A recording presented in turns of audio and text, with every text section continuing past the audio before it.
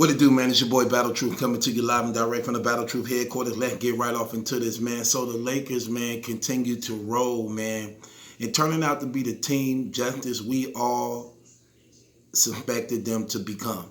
With all those stars and hope the people that surrounded LeBron James.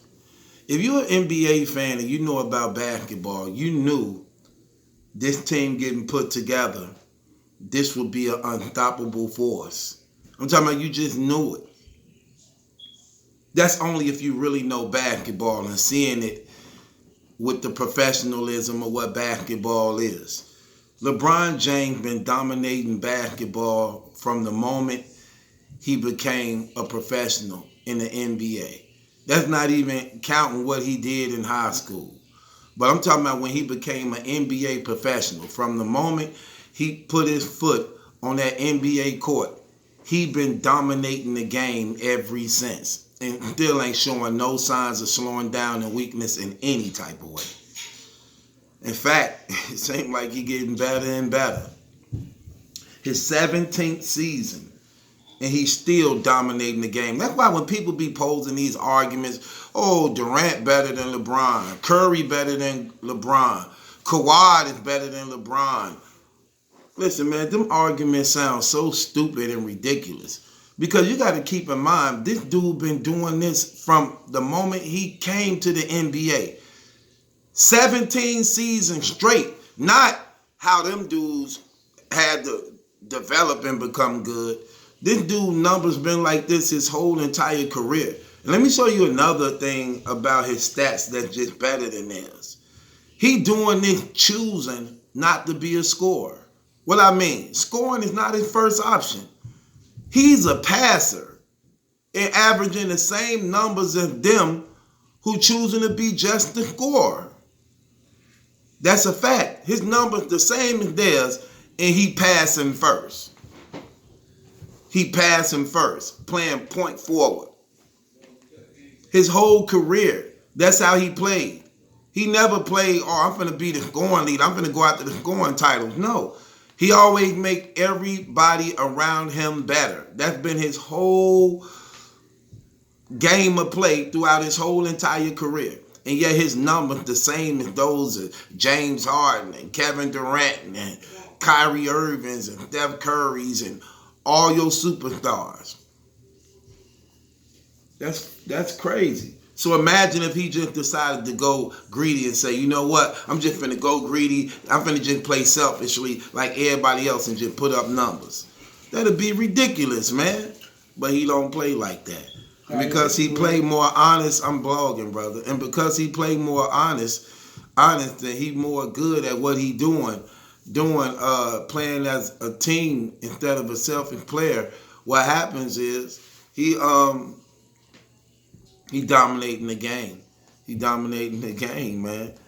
And this Laker team, man, when they got Anthony Davis, I knew it was a wrap.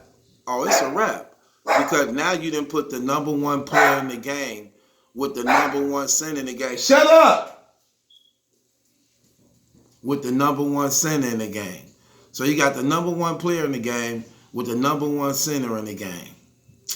It's a wrap. That 1-2 punch finna be crazy.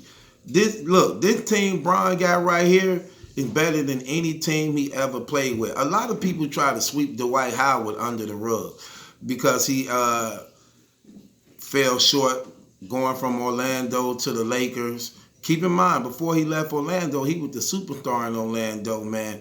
A double-double king, defensive player of the years and everything. And went to L.A., which was bad for him because he went to a team where he had Kobe Bryant, who was a shooting guard, a selfish player. So that hurt Dwayne Wade. I mean, not Dwayne Wade, horrible. Dwight Howard. Then he went from there to go play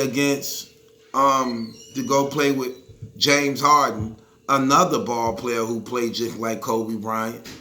That didn't help him at all neither. Them shoot first guards and just want you to get the rebounds if they miss, and you got to make up your points by cleaning up their bad shots. Then he went to Washington. That didn't really work out for him, you know what I'm saying, because injuries and things like that.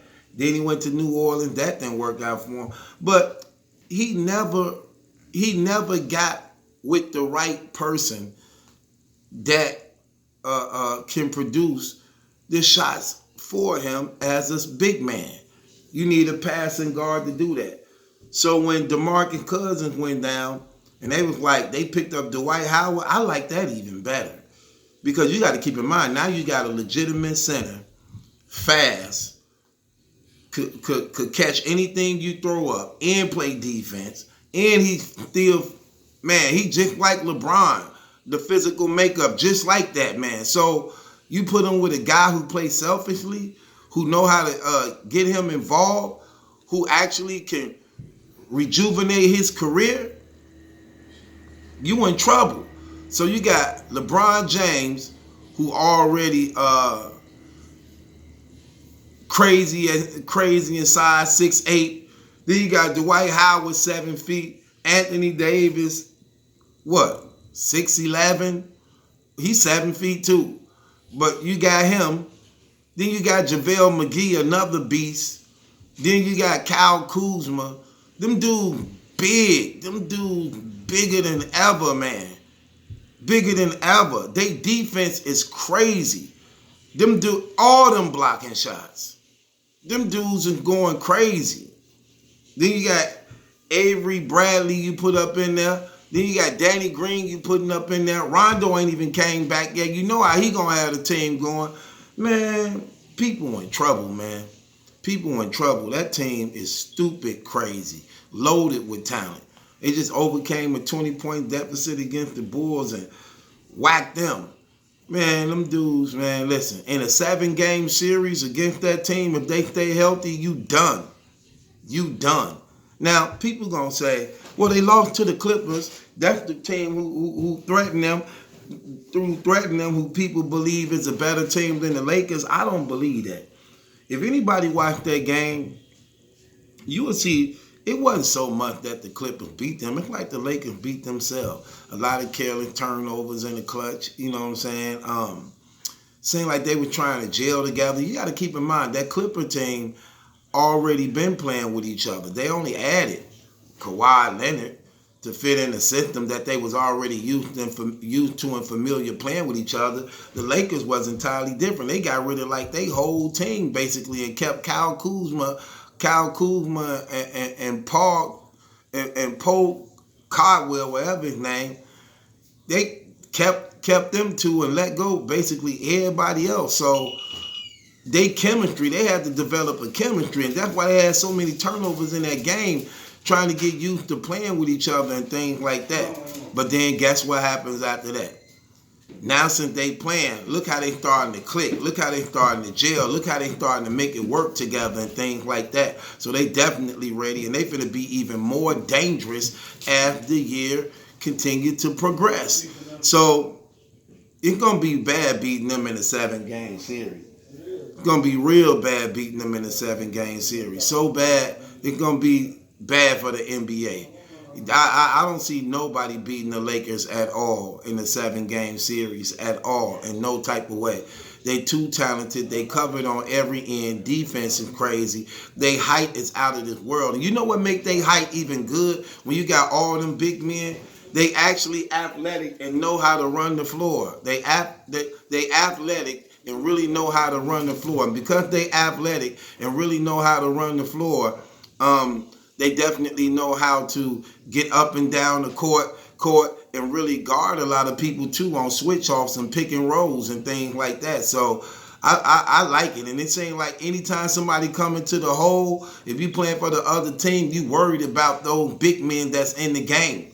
Think about that. You worried about those big men that's in the game. You got Anthony Davis, Dwight Howard, and JaVale McGee, all crazy shot blockers. Now, what I don't like about the team is this. I'm gonna tell you what I don't like about the team. What I don't like about the team is that I don't like LeBron's approach to this. And my thing about LeBron's approach to this is what I don't like. I don't like the fact that LeBron is playing this wrong sometimes.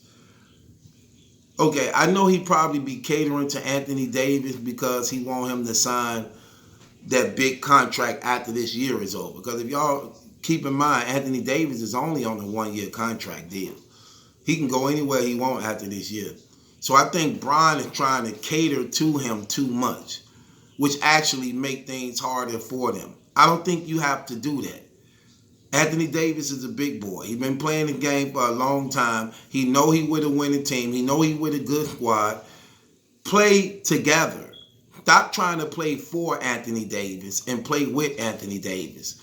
I don't like that because teams, while you trying to just focus on one, and it seems like you just trying to focus on one person, you taking away from what you are as LeBron. And that's what hurt y'all in the Clipper game. Things like that. All you come down, here AD, here AD, here AD. We going to run the offense through you. Listen, I get that. I understand that. But no. Play ball. Play like you supposed to play, man. And the whole team gon' join in together. Other teams shouldn't know y'all game plan like, oh, they just gonna go on down to Anthony Davis and then Bron them gonna get his feel as the game go. No. Come out the gate balling. With or without Anthony. I'm blogging, cuz you can't do that when I'm blogging. So when you doing this, when he coming in and he threw me off. When he coming in the game, we just supposed to just go and let them play with him. Play together. Stop with this. Oh, let's slow it up. Here you go, Anthony Davis, and everybody clear out, let him do his thing. Man, play ball and go. It seems like every time they've been doing that, they've been really balling. It seems like when they slow the ball up and then try to just play Anthony Davis ball, that hurt them. No. Play ball and go. Play together. Stop playing for him. And that just don't sit well with me. That's the only thing that hurt them, I believe. Other than that, when they doing their thing and just balling, it's too many people to defend. And I think when you free flowing like that, Dwight Howard become better. JaVale McGee become even better. Danny Green will become even better. Everybody become even better. So play LeBron ball like you've been playing your entire career. Play LeBron ball like you've been playing your entire career. Anthony Davis going to get his. He's still going to get his. And that's another thing I like about Anthony Davis. I'm keeping it real. There is no matchup for him. So I understand what the Lakers trying to do because it ain't really no matchup for Anthony Davis. Anybody on him is like a mismatch. I'm keeping it real. Anybody on him really is like a mismatch. But when you going up against when LeBron is in the game and you got LeBron in the game and Anthony Davis in the game, you can't defend that. LeBron running wild, Anthony Davis down in the post, it's a wrap. You dead. You get what I'm saying?